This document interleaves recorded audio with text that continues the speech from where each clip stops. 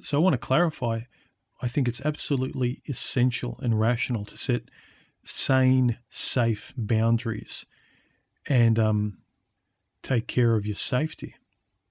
But you don't want to be the equivalent of cotton wool parenting with yourself. And look, you develop your own limits of safety, set your own boundaries, do whatever feels right to you, do whatever is right for you. But overcompensation, I've seen has deleterious effects on many guys. I was just thinking the other day, I enjoy problem solving. But in my world, now stay with me here, in my world, if I removed all my problems, what would happen to me creatively? What would happen to my mind? How would that impact me? I know I wouldn't like it. Now, I'm not saying I should just, jump out of a plane without a parachute and just go towards chaos. I was reading another article today online which had an attached video, and it was basically a discussion amongst a group of women, media women, talking about the good things that have come out of Me Too and how it's helped women and it's all positive. But the big negative was that men are now protecting themselves and they're overcompensating with keeping doors open, the emergence of the Mike Pence rule. And to them, that was overcompensation. It was completely silly and offensive. Though, who cares about the male point of view where it's completely offensive that men should want to protect themselves? It's okay when women want to protect themselves with pushing the laws so far that, men have to sort of get a written consent from a woman that he can even actually talk to her or take her on a date or, God forbid, invite her over to his place for coffee, where everything has to be spelt out. I'm completely simpatico with guys now that just don't think it's worth taking the risk. And especially in light of post-Me Too and all the women's conveniently just scratching their heads, not understanding why guys are even more reluctant and resistant. And let's face it, afraid of most women and even getting within close proximity to them. I was thinking about, past generations being with a woman intimately, trusting each other, was probably the equivalent of driving, where yes, there's a chance of getting into an accident, but if you put your seatbelt on, if you pay attention, and if you're careful and everything, the chances are extremely, extremely unlikely that you'll get into an accident. But the same basic intimacy, wanting it from a woman today, I see the equivalent as now riding a motorcycle. Although you can't wear a helmet, you can't wear any protective gear. You have to ride extremely fast at a bare minimum. You have to ride in the wet at night with no lights on. And if there are some men who want nothing to do with motorcycle riding, I can't understand why people can't see why it's rational and sane just to opt out of that situation. There might be thrill seekers on a spectrum, like myself. I still enjoy sex and dating women, but there are those that think my enjoyment of motorcycles is not that great that I'm willing to take on those risks.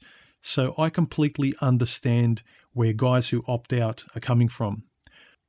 I'm not a big fan of MGTOW just becoming life without women, but I fully understand why those guys who are hyper concerned and are worried about their future, because let's face it, this is the only life you've got.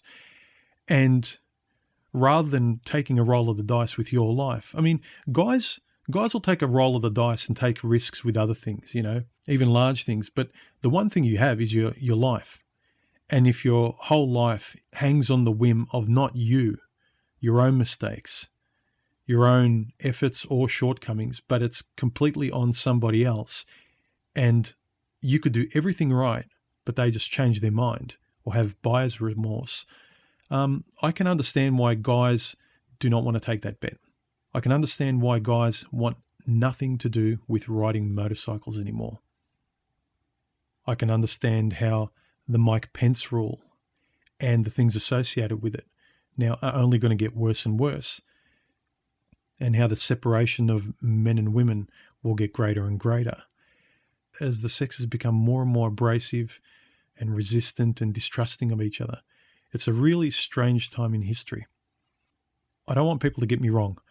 For me, there's a big difference between a calculated and a sane risk and being reckless. And that's all I'm talking about. If you're somebody who desperately has an innate biological urge to have a family, I sympathize.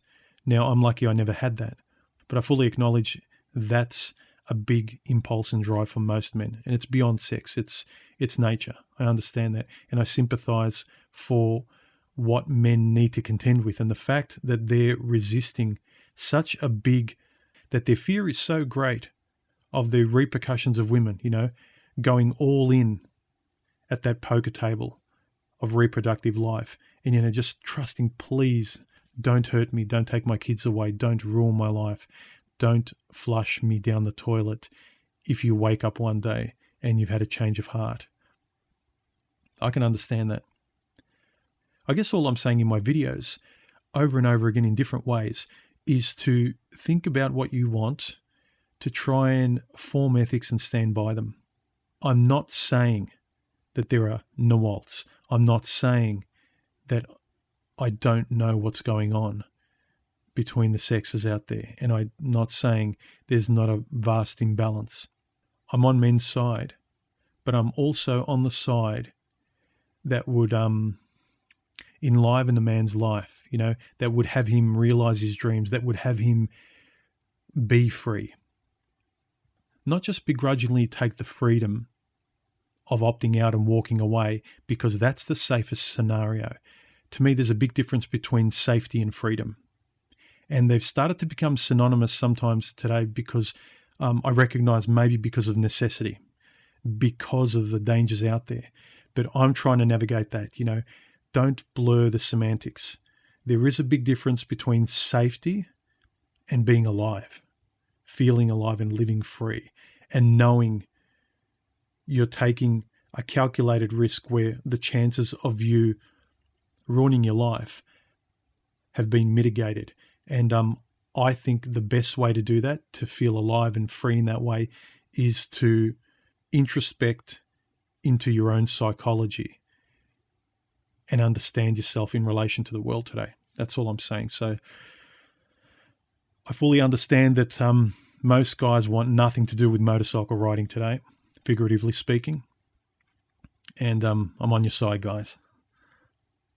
It's not an easy thing, and it's not an easy thing for guys who have never had mentorship and don't have an intellectual curiosity, but now almost forced to out of survival. It's like forcing someone into mathematics and algebra who was never mathematically inclined. I just wanted to mention that. I do realize the safety concerns, and I'm not saying not to create boundaries and make your life as safe as possible, but just be mindful of the deleterious effects of closing yourself off from life completely. Your own psychological introspection, I believe, is the key to being as autonomous and free in real life as you can. Anyway, talk later.